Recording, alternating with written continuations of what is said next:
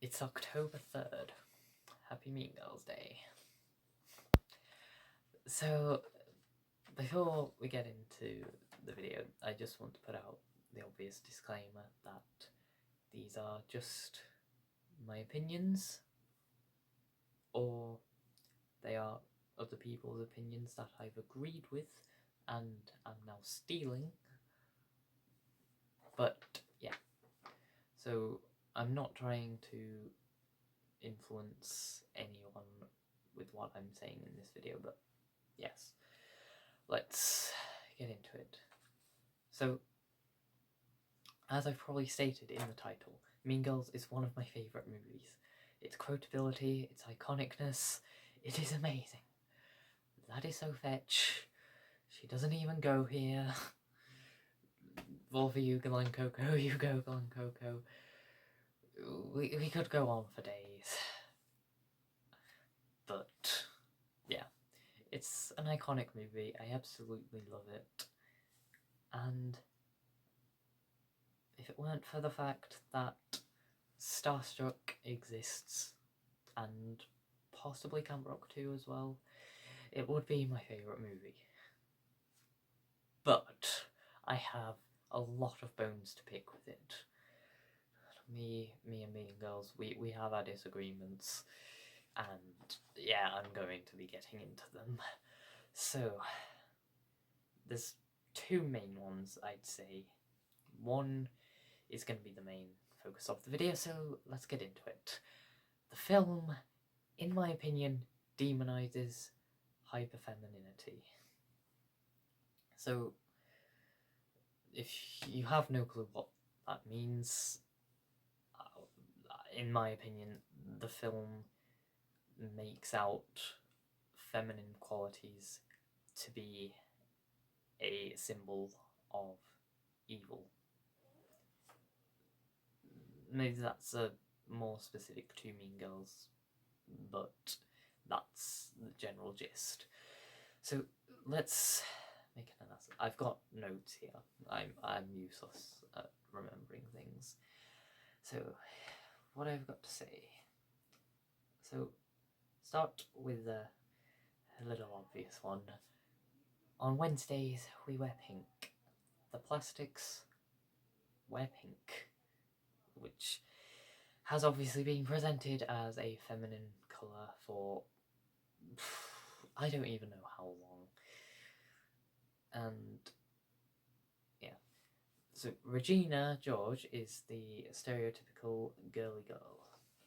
She's very high maintenance and wears dresses and stuff like that. But she's also the villain of the movie, and I have a problem with that. And also the plastic, to the same extent, are presented as sort of Barbie dolls. And particularly Regina is obsessed with her body image. You know, like at the beginning, she's talking a lot about how she wants to lose 3 pounds. And food is less than 30% fat and stuff like that. And yeah. So on that similar theme, Katie obviously says at one point that Regina is like the Barbie doll she never had. This is just like the first 15 minutes of the movie that we're in currently.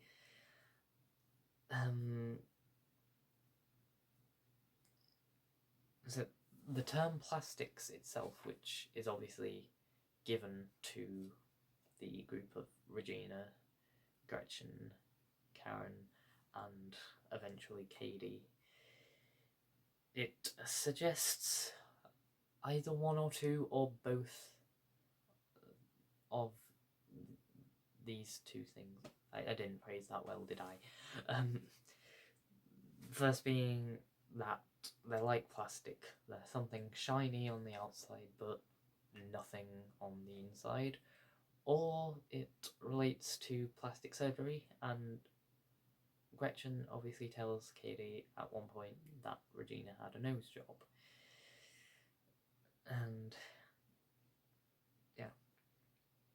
So, on similar vein, the plastics largely are only into gossip and shopping and appearance, because there's obviously that scene where they're all three of them in the mirror and talking about like their man shoulders and nail bits and stuff like. In general, Regina is obsessed over body image. As the film goes on, when it gets to the plot of sort of trying to destroy Regina, she gains more weight because of the Caltine bars, and she begins to become bullied more because of that. There's obviously the scene where she walks away from the plastics, walks into someone and is told, "Watch where you're going, fat ass." And yeah, and then pretty much everyone around begins to laugh, and I think that shows a sort of shortcoming of the film in a way, that it doesn't have enough of a go at why the large crowds of people in like high school, college, or secondary school settings or whatever are drawn to these mean girls plastics, whatever you want to call them,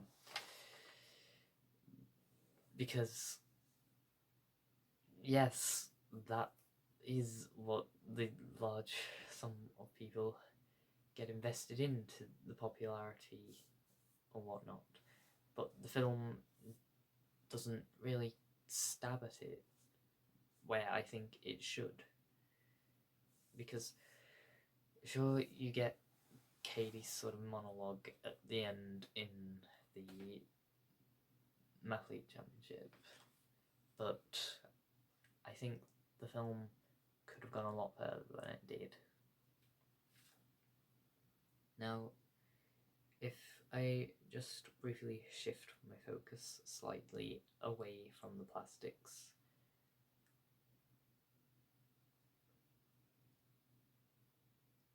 so Katie, when we first initially introduced her in like just the first few seconds of the movie, she's very much presented as a casual girl.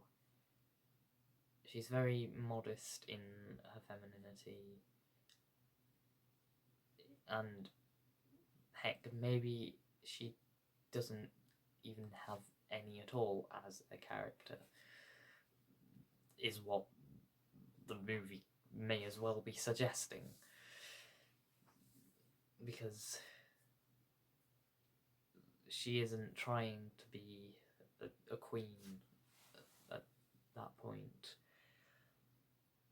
and she definitely isn't presented as someone who's into what other girls are into. So yeah, she's really I'm not like other girls at the start. But as the film goes on, and we obviously get to a point where Katie's been inducted and indoctrinated by the plastics, she begins to ditch those casual clothes, and she's wearing a lot more pink, a lot more dresses, a lot more high heels, and is being presented as more feminine. But that is also happening at the same time as she's becoming more of a so-called bitch. And again, that is where a problem lies for me in the demonizing of the hyperfemininity. So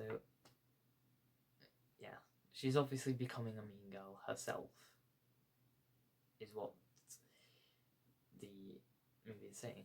And then this is something that a video pointed out. I didn't really notice it, but the dress that Katie wears at the house party, where it's at her house and she invites Aaron and she's trying to look amazing, the dress that she wears is basically an inverse of the dress that Regina wore,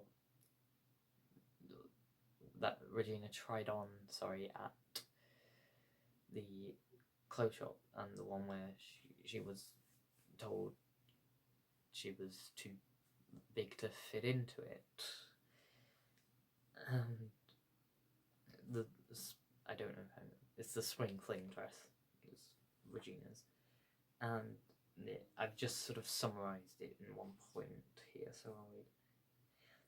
The social ascent and becoming more mean being directly linked to Katie's femininity. She's almost presented as a tomboy from the beginning. Like, I don't think Katie as a character was ever a tomboy, but I think there's a certain binary in the film and in society in general with girls where you're either a girly girl or a tomboy, a pick-me girl or a not like other girl. It's messed up, isn't it? Is what I'm trying to say. And yeah. So now, sort of lastly on the femininity front. So let's take a look at the other main characters that we haven't looked at yet. Janice and Damien. Now, Janice and Damien both criticise people and label them behind their backs, like the Plastics do, because the obvious example of that is the cafeteria map that they give to Katie, where it's like, there's the Asian nerds on this table, the varsity jocks on this table, the unfriendly black hotties on this table, sexually active bandies on this table. And yeah, so the film very much on that stance tries to take a this is okay but this isn't stance, because obviously the Plastics equivalent is the Burn book. Yeah, Dawn Schleicher's a fat virgin and the Delasio made out with a hot dog. Pick your lot. And yeah. And basically all the main characters go about scheming, if you know what I mean. Like, Regina obviously schemes all the time throughout the movie to bring people down, type. It should be easy to explain, but I don't know how to explain it. But Janice also clearly schemes, but the movie doesn't seem to want to point that out, because she obviously is trying to get revenge on Regina over their past, and she uses Katie as a puppet to do that, really. And yeah, there's the quote from Aaron Samuels that I think sums it up well. There's good and bad in everybody. Regina's just more upfront about it. And yeah, like, Regina knows she's mean, and of course Janice does as well, but I don't think the audience of the movie knows she's mean. And yeah, that's an area of problem in my eyes, because bad is bad, scheming is scheming, evil is evil. That has to be a stance. I think I made that sound like that has to be your stance. No. I was very clear. This is my opinions. This is not anyone else. Yeah, I believe I said Janice manipulated Katie to exert her revenge. And really, when you think about it, Janice and Regina are kind of oddly similar. And just to focus more on specifically Janice, she's presented as the anti-plastic figure, and she's definitely presented as not being girly, and the scene that comes to mind with that is Katie asking Janice and Damien if they have anything in pink. Janice goes no in a tone that is like, why the hell do you think I would own anything in pink? And yeah, that's the film trying to present her as a not feminine character, and it goes with this general theme of trying to demonize ultra femininity, hyper femininity, whatever you want to call it. We get into the ending now on this concept, and you think I've had problems with the movie so far? I've still got more to say. The end of the movie shows the girls shedding the things that are seen as feminine, and so like Regina starts partaking in sports which are notoriously stereotyped as a masculine thing. Katie, sort of, her redemption arc is through the Mathletes Championship, and Karen goes and starts presenting the weather, and both of those, while they're not masculine, they're certainly not feminine either. However, one character who doesn't seem to redeem themselves or even seem like they have to change is Janice. Janice never appears to change. But there's also a caveat that her supposed revenge was kind of successful in reality. She was trying to bring down Regina George, and in the end, she did. So, just in the last minute or so of the movie, the new plastics come along, as they are 3 junior girls, and they show the way the Mean Girls trope just continues in the school, because the old Mean Girls leave, the new Mean Girls come along.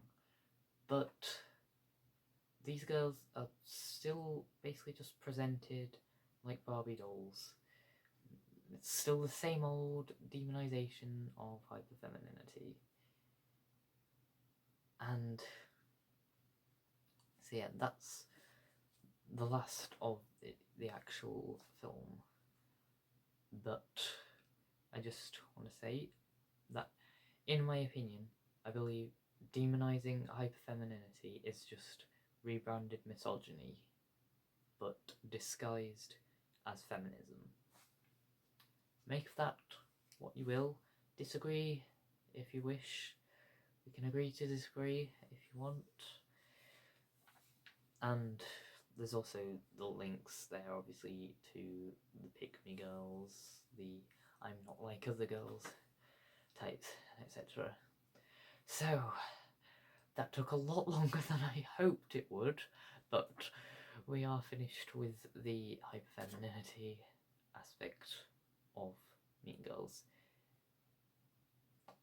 And that's the big problem that I have with it. However, there is another problem that I have with it. This one, though, I can cut them some slack on. But I will get into that later. So, I've titled this as homophobia. And hopefully that gives you an idea of what I'm going to talk about. So, not throughout the movie, but enough times Damien is described as almost too gay to function. And this is just the general theme that has gone on forever of gay being used as an insult. And I have always strongly disagreed with it because it's such a normalized thing, but I believe it to be completely wrong, and I believe it to be homophobic because it implies that being gay is a bad thing, and to say that is to be homophobic. I'm sorry, that's my opinion. And yeah, so throughout the movie, there's a consistent story focused on straight relationships, stroke hookups, and I've got listed here, there's Katie and Aaron, Regina and Aaron, there's, I haven't got written down, but Regina's boyfriend she gets after Shane Oman. There's Coach Carr and his, yeah, I'm not going to get into it. There's Gretchen and Jason, there's Taylor Riddell and Jason, there's the whole sexually active bandies table, but they are all straight couples. There's Karen and her first cousin Seth, there's, towards the end, Janice and Kevin, there's Mr. Duvall and Miss Norbury, and a thing that I'm not 100% sure on when I say it, but I'm pretty sure that every couple at Spring Fling was straight, even the extras. Oh yeah. And then another thing while we're there with the Spring Fling, Damien never ends up with anyone. There's no gay couple ending, and yeah, that's quite sad, if I'm being honest. But yeah, so it's only ever about a boyfriend and a girlfriend. It's never about anything more than that. Although while we're on the topic, there is, of course, the interesting storyline that Janice is supposedly lesbian, but when we get to Spring Fling and her and Kevin cross paths, we learn that Janice is Lebanese, and so it's an interesting thought if Regina just spent however many years it was. I think it may have been something that started when she was 8, and given that Katie is 16 in the film, I assume everyone else is around that age, so it would have been Regina thinking for like 8 years that Janice was a lesbian, when in reality she was just Lebanese. Yeah, that's interesting. Now, where I can forgive the film, it's from a different time period, and I have to acknowledge that 2004 was a different world. So, being gay obviously wasn't as widely accepted, and 2004 was the first year where gay marriage had been legalised in any state. The first was Massachusetts, which I've just mispronounced awfully. I can't speak, that's my problem. But I mean, it took another 10 years, I believe, for gay marriage to be legal in England, so yeah, it's scary to think. So while I very much believe that the homophobia aspect does leave the film to not hold up as well today, I do forgive that it wasn't anything repulsively homophobic, and so I can sit back and be fine with it. But something that is nice is, since Mean Girls has been released, Jonathan Bennett, who played Aaron, and Daniel Franzese, who played Damien, have both come out as gay. I believe they both did it in 2014. I'm not 100% on that one. And I believe I'm right in saying Jonathan got engaged, possibly even married, last year, or it might have been early in 2021. And Lindsay Lohan, who's obviously played Katie, did date DJ Samantha Ronson, but she confirmed in an interview in 2013 that she is straight. And I'm happy for her. I'm happy for all the cast who have managed to get to the points that they have. And just sort of on that topic, it's always been weird to me that looking back, I don't think you'd have ever watched Mean Girls at the time and thought that 15, 20 years from now, Amanda Seyfried would have been the most famous out of the entire cast. That's not in disrespect to her. It's because at the time, Lindsay Lohan and Tina Fey were just such juggernauts that I don't think you could have imagined many people in the world being bigger than them, but life has a weird way of turning out. And so yeah, that's all I have to say. I probably will someday make a video where I talk about all the good of Mean Girls, because it is an amazing film.